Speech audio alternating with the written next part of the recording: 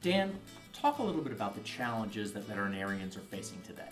Up until a few years ago, veterinarians simply needed to be competent, caring, and do basic marketing and advertising in order to attract enough clients to have a reasonably successful practice and lifestyle. But in recent years, revenue and income have taken a hit for several reasons.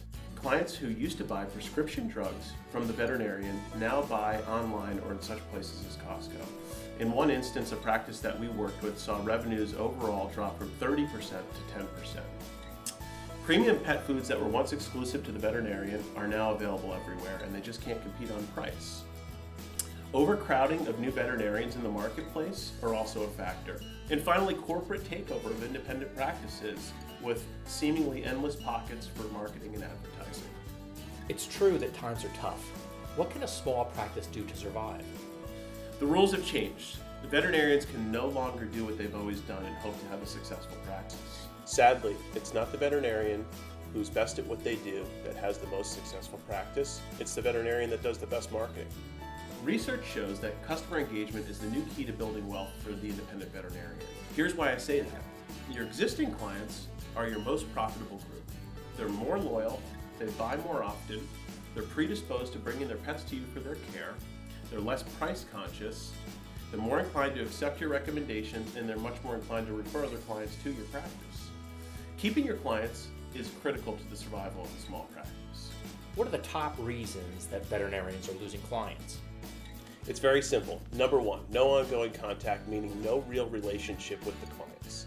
Number two, they're staff members that are not properly trained to justify services and prices. Number three, they're not recognizing that their number one most valuable asset in their practice are their clients. And finally, number four, their competition is flat out doing a better job of social media and marketing.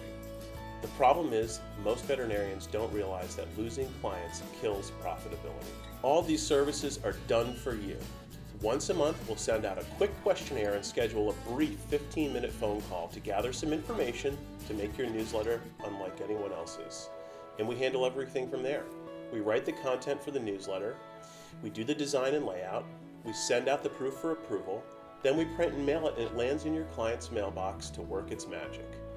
We'll also send the content on a weekly basis to post on social media platforms, or we can post it for the veterinarian. If these strategies work so well for vets, why aren't they all doing it? Quite simply, Bernie, they don't have enough time. They have difficulty creating the content every week and every month, and they think it's just too expensive. The reality is, it costs roughly $500 to attract a new client, but a newsletter only costs $25 a year and cements your relationship with that client. Since attracting a new client is so expensive, doesn't it make sense to spend a few dollars a year to protect that investment for the years to come? We've always been trained to be chasing new clients, and this focus on new client acquisition translates to a lack of attention given to your existing client base. A final thought is that ad reps take advantage of our new client focus and typically want to sell advertising that's good for them and not necessarily good for the practice. So another question, instead of printing and mailing a newsletter, why not just use email? It's free. It's no secret that emails have abysmal opening rates. It's like the junk mail that we used to receive yesteryear in our mailboxes at home. Let's say an email does get opened. It's quickly buried forever and invisible once marked read. We all know how that goes. Emails don't get passed around to family members, and there's so much real estate available in the physical mailbox at home that people are much more likely to read the few pieces of mail they receive every day.